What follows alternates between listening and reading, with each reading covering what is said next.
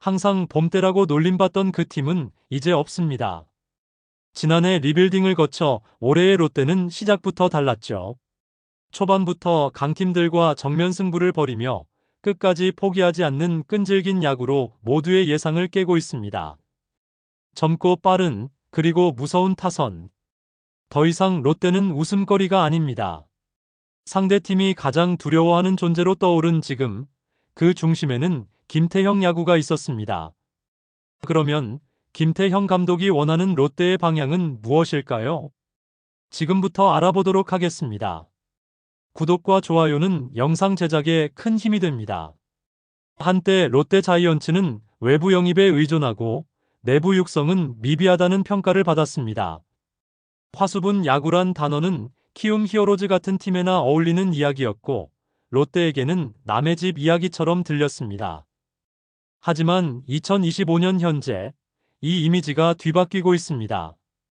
최근 그 중심에는 장두성과 김동혁이라는 이름이 있습니다. 늦깎이, 백업, 대주자라는 수식어를 달고 있었던 이들은 어느새 롯데 야구의 상징처럼 자리 잡았습니다. 장두성은 2018년 드래프트 10라운드 전체 93순위라는 낮은 순위로 입단했지만 꾸준한 성실함으로 스스로를 증명한 선수입니다. 빠른 발을 무기로 한 대주자 역할에 머무르지 않고 황성빈의 부상이라는 돌발 변수 속에서 리드오프로 도약했습니다. 황성빈의 이탈 이후 7은 17경기에서 타율 3할 4푼 5리, 도루 5개, OPS 0.753을 기록하며 리그 상위권 수준의 성과를 내고 있습니다. 특히 득점권 타율이 3할 6푼 8리에 달해 팀이 필요할 때 가장 뜨거운 집중력을 보여주고 있습니다. 단순히 빠른 발의 외야 백업이 아닌 진짜 선봉장으로 자리 잡은 장두성의 변화는 롯데의 리빌딩이 얼마나 구체적이고 실효성 있었는지를 상징적으로 보여줍니다. 단거리 육상부 출신이라는 이력에서 육상부라는 별명이 붙었지만 이제 그는 더 이상 단순한 스피드 플레이어가 아닙니다. 김민석의 부상으로 황성빈이 주전을 차지했던 지난해처럼 이번에는 황성빈의 공백을 장두성이 메우며 야구는 역시 기회는 준비된 자의 것이라는 말을 증명해줬습니다. 그리고 또 한 명, 바로 김동혁입니다. 2022년 드래프트 7라운드에 지명됐지만 현역 입대를 선택하며 주목받지 못한 김동혁은 2023년에야 1군 무대를 밟았습니다. 올해는 황성빈의 이탈 이후 대주자 및 수비 요원으로 꾸준히 기용되며 존재감을 만들어가고 있습니다. 타석 기회는 많지 않지만 도루 시도 6번 모두 성공이라는 놀라운 성공률과 더불어 넓은 수비 범위는 팀에 없어선 안 될 카드로 자리매김하고 있습니다. 김동혁은 사실상 노네임에서 출발했지만 이제는 경기 막판 중요한 순간에 팬들이 기대하는 한 수를 만들어낼 수 있는 카드가 되었습니다. 특히 한화전과 같은 경기에서는 9회 대주자로 나와 도루 성공 후 동점 기회를 만드는 등 기록 이상의 기여를 해내며 점점 김태형 감독의 신뢰를 쌓아가고 있습니다. 이 두 선수의 공통점은 명확합니다. 화려하지 않지만 철저히 준비된 선수들이라는 점. 그리고 이들이 빛날 수 있도록 끈기 있게 기다린 팀, 기회를 놓치지 않은 선수 본인의 노력. 롯데는 지금 육성과 도약이라는 두 마리 토끼를 모두 잡고 있습니다. 그리고 또 한 가지. 롯데 자이언츠가 오랜 시간 팬들의 신뢰를 얻지 못했던 결정적인 이유 중 하나는 세대교체의 실패였습니다. 2010년대 중후반을 지나며 베테랑 위주의 로스터에 의존했던 롯데는 새 얼굴의 발굴이 더뎠고 결과적으로 리빌딩 시기를 놓쳤습니다. 하지만 김태형 감독 부임 후 전면적인 세대교체에 나서기 시작했고 그 결과물들이 2025 시즌에는 본격적으로 빛을 발하고 있습니다.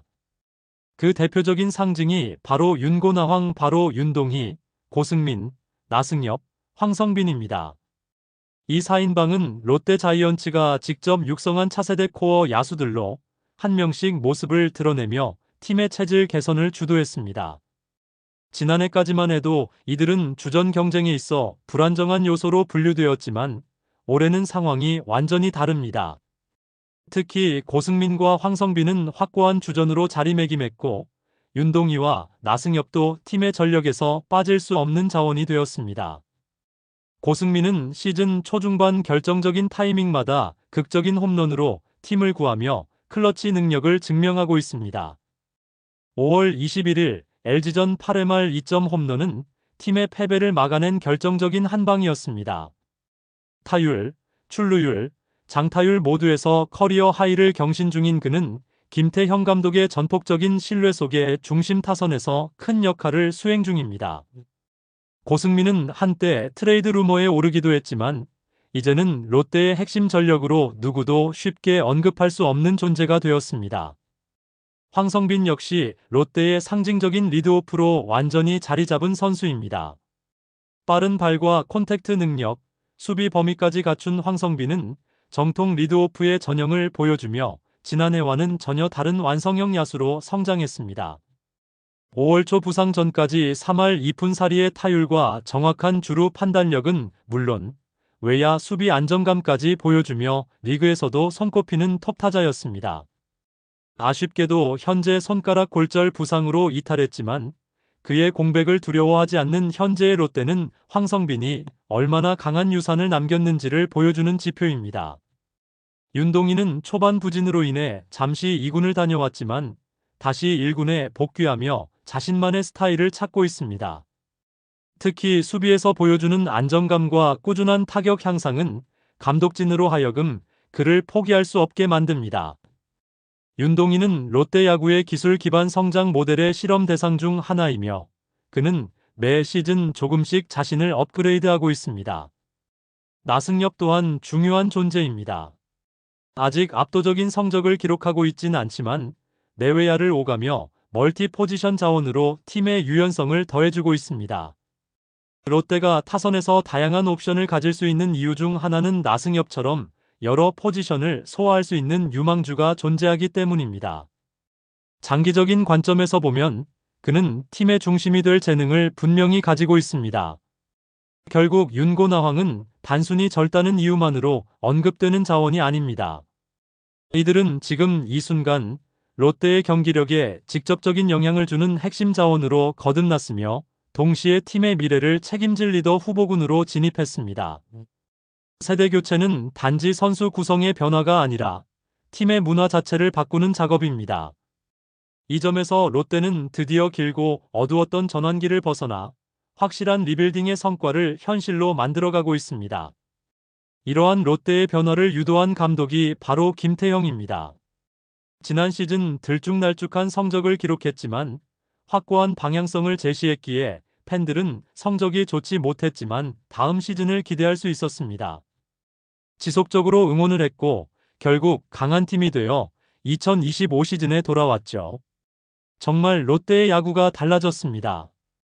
김태형 감독은 과거 두산을 이끌며 7년 연속 한국 시리즈 진출이라는 전무후무한 업적을 쌓았던 단순한 승리의 경험자가 아닙니다. 김태형 감독은 위기 속에서도 무너지지 않는 경기 운영, 그리고 선수 개개인의 강점을 극대화시키는 전술을 통해 끈질긴 야구라는 철학을 팀에 새롭게 주입하고 있습니다.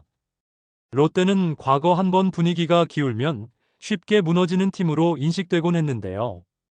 팬들조차 봄때라는 자조적인 별명으로 봄철 반짝 성적 이후 몰락하는 팀을 체념하곤 했습니다.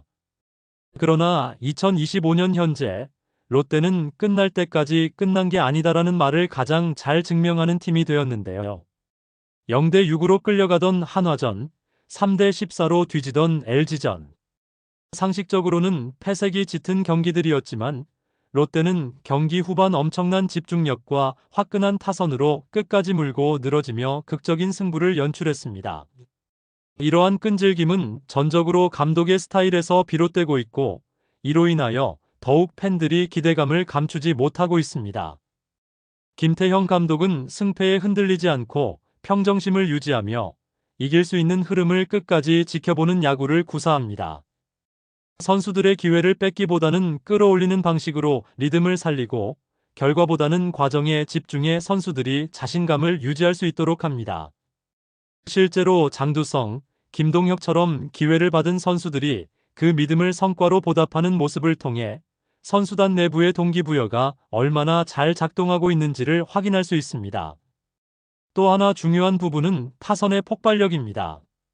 롯데는 현재 팀 타율 2할 8푼 9리로 2위와 차이가 많은 압도적 리그 1위를 달리고 있습니다. 규정 타석을 넘긴 타자 중엔 빅터 레이에스가 안타 1위를 기록하고 있고, 황성빈, 유강남, 장두성, 고승민, 윤동희, 전준우까지 전 포지션에서 위협적인 타격 능력을 지닌 선수들이 즐비합니다. 특히 타순을 가리지 않고 득점권에서의 집중력이 뛰어나 상대 투수 입장에서는 어느 구간에서든 쉬어갈 틈이 없습니다. 김태형 감독은 이런 타선의 흐름을 잘 알고 있으며 그것을 승부 근성과 연결짓습니다. 타자들이 포기하지 않고 매 타석 집중하도록 동기부여하며 스몰볼과 장타를 조화롭게 운영하죠. 예컨대 1점이 급할 때도 번트 대신 강공을 선택하거나 주루 플레이로 상대를 흔드는 전략은 김태형 야구의 핵심입니다. 통쾌하고 강력하며 또한 보는 맛이 있습니다. 물론 과제도 있습니다. 여전히 불안한 마운드는 롯데의 아킬레스건입니다. 올 시즌 팀 평균 자책점은 리그 9위 수준이며 최근 일주일 평균 자책점은 6.67에 이를 정도로 흔들렸습니다. 화끈한 타격 덕분에 버티고 있지만 장기 레이스를 위한 안정적인 선발과 불펜의 구성이 절실한데요. 이 때문에 새로 영입한 외국인 투수 알렉 감보아에게 기대가 쏠리고 있죠. 감보아가 마운드의 중심을 잡아준다면 롯데는 타선의 힘뿐만 아니라 투수력에서도 균형을 찾을 수 있을 것으로 평가하고 있습니다.